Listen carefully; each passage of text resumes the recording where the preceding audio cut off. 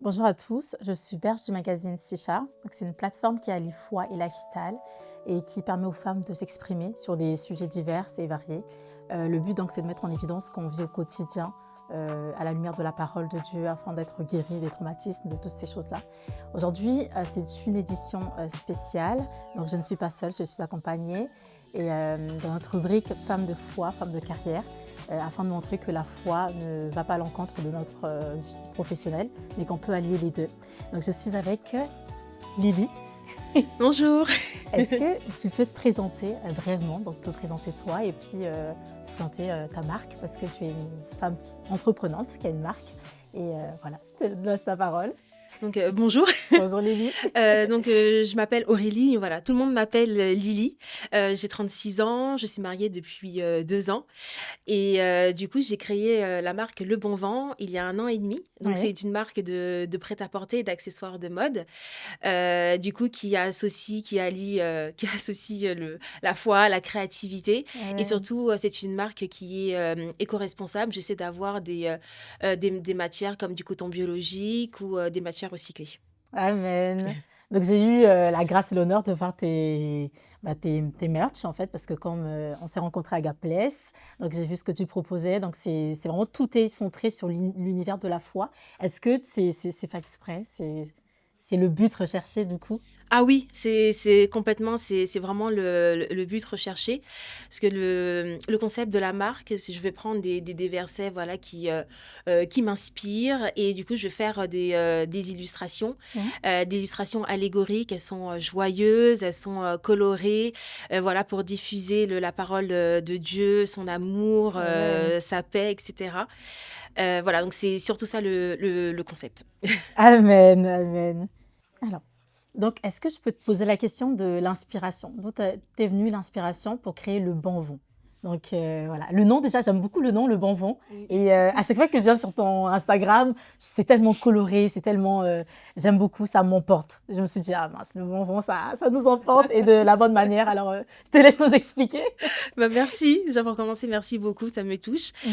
Alors, donc, je vais me remonter, on va dire, depuis mon enfance, Ouais. où quand j'étais en primaire, je dessinais énormément, je dessinais voilà, des collections de vêtements.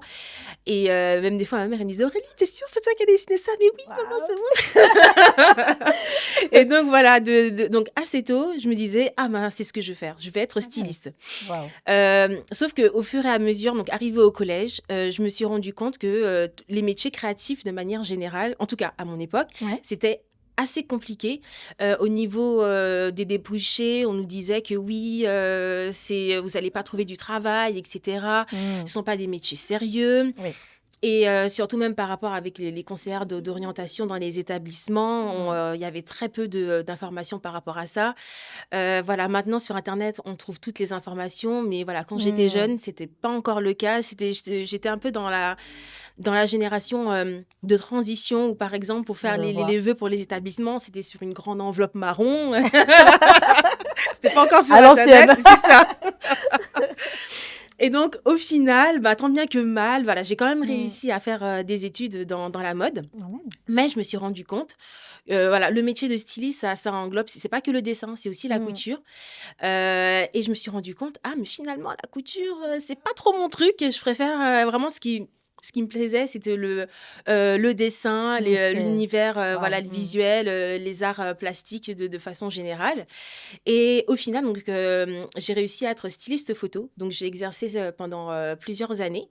Mhm. Et donc, il n'y a pas très longtemps de ça, il y a un peu plus de 3 ans, j'ai fait un burn-out. Et ça, par la suite, ça a débouché sur une dépression. Mhm.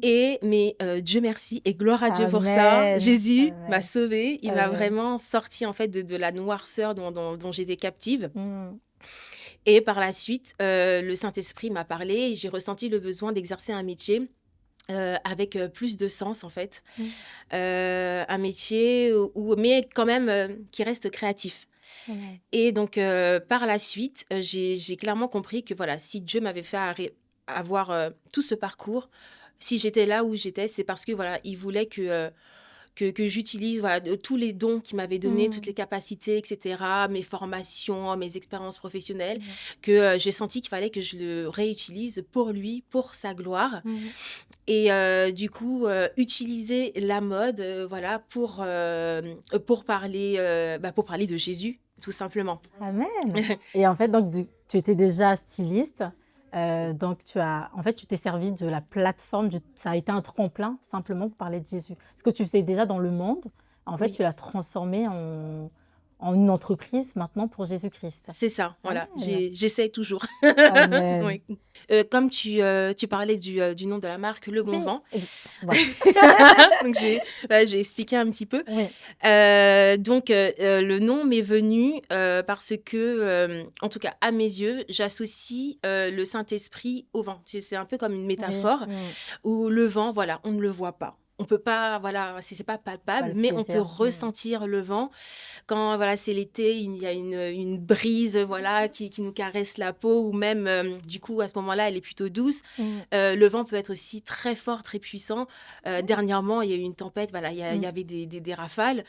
Et du coup, ça me fait penser au Saint-Esprit qui peut être doux, protecteur, et on peut ressentir son amour, mais aussi puissant, où voilà, il va nous protéger, etc. Amen. Et c'est aussi quand le bon vent, c'est aussi une expression quand, par exemple, quelqu'un va, je sais pas, va prendre l'avion, bah, je te souhaite bon vent, Voilà. voilà.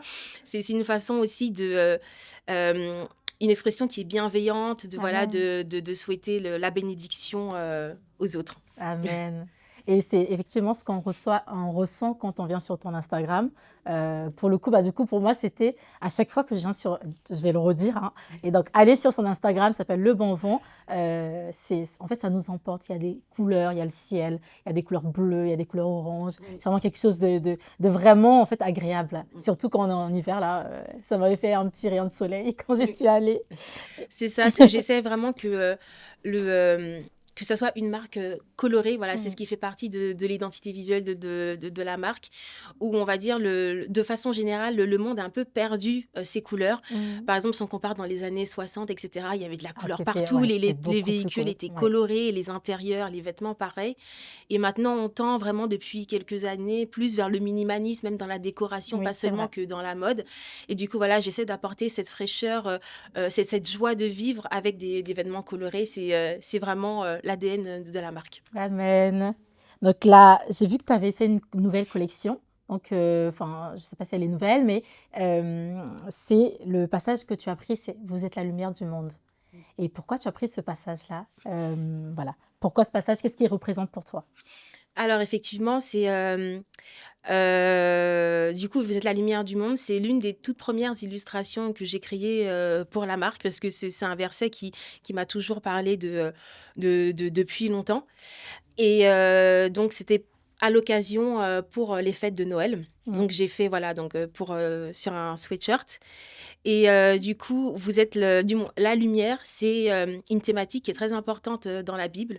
Du coup, le mot, on le retrouve quand même plus de 180 fois dans la Bible. Dans la Genèse, l'une des toutes premières actions que Dieu il fait, c'est la lumière. Amen. Du coup, Dieu dit que la lumière soit et la lumière fut. Dieu vit que la lumière était Était bonne. bonne.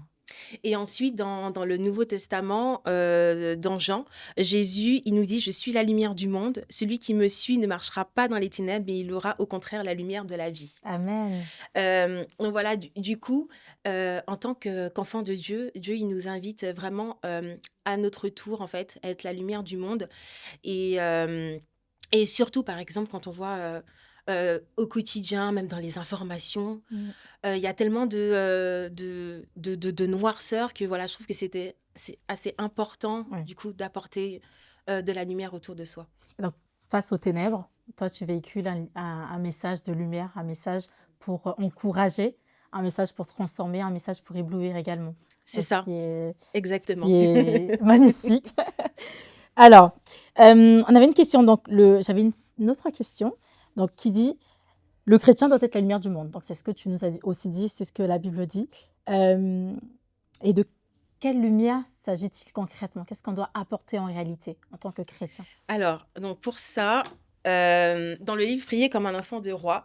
Donc, la prière s'appelle Que ma vie soit lumière. Donc, je vais le lire très rapidement, mais c'est vraiment Vas-y. ce que ça m'a évoqué. Amen. Alors, prends possession de tout mon être pour que ma vie ne soit qu'un reflet de la tienne, rayonne à travers moi, toi qui habites en moi, et tous ceux que je rencontrerai pourront sentir ta présence auprès de moi. En me regardant, ils ne verront plus que toi seul, demeure en moi, et alors je pourrai comme toi rayonner, au point d'être à mon tour une lumière pour les autres, lumière Seigneur qui émanera complètement de toi, car c'est toi qui, à travers moi, illuminera les autres. Et en fait, Amen. ça, ça me parle énormément et du coup, je me dis que quand il nous dit on est la lumière des autres, c'est parce que voilà, Jésus, il vit en nous et du coup, c'est simplement le fait qu'il vive en nous et du coup, c'est sa lumière en fait qui à travers nous en fait va éblouir les autres, Mhm. rayonner autour de nous et aussi ça passe du coup par le fait d'essayer parce que c'est pas toujours Pas forcément. facile hein, mais essayer de suivre Jésus au quotidien, voilà, Amen. d'être bienveillant, d'être avec les autres, d'être généreux, Mhm. etc. Et du coup, avec l'aide du Saint-Esprit et en lisant sa parole. Amen, amen. Amen.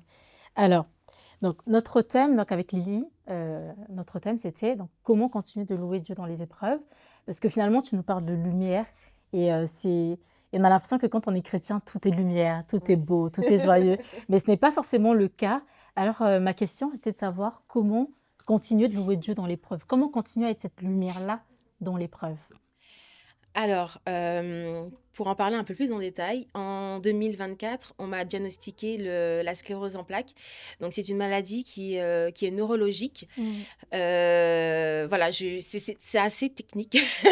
Mais en gros, voilà, ça provoque de grosses fatigues, Ouais. des troubles visuels, des troubles pas pour marcher, etc., de la concentration. Mhm.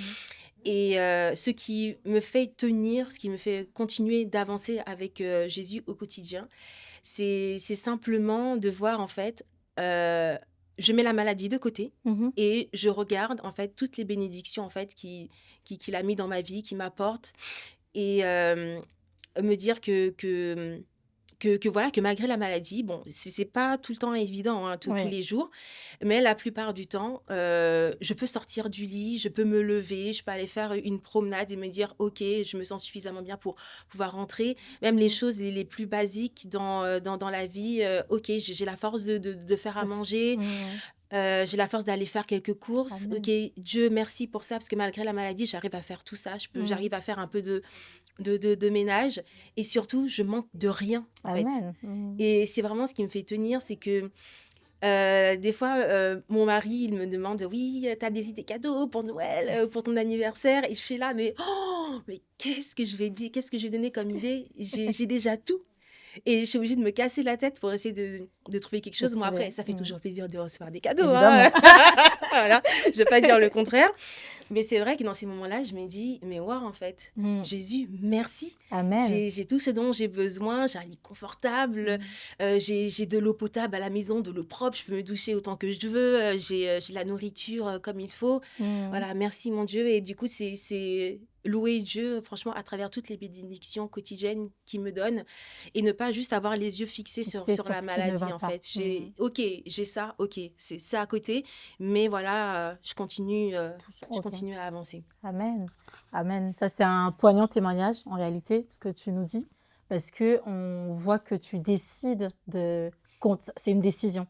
Tu décides de continuer à louer Dieu. Ce n'est pas, voilà, tu ne t'apitoies pas ou tu attends pas que la joie vienne de quelque part, mais tu te concentres sur, justement, ce qui est beau avec le Seigneur et ce qui, du coup, ne va pas pour l'instant. Bah, en fait, c'est quelque chose que tu gardes tes regards sur Jésus et tu regardes pas à ça, forcément. Et ce n'est pas forcément évident pour tout le monde, parce que moi, je peux aussi donner un témoignage par rapport à ce que tu dis. C'est que j'ai pas vécu de moment de maladie moi-même, mais ma maman, elle a été diagnostiquée d'un cancer, en fait, cette année. Et c'était très difficile pour moi parce que ça m'a mis, moi, down.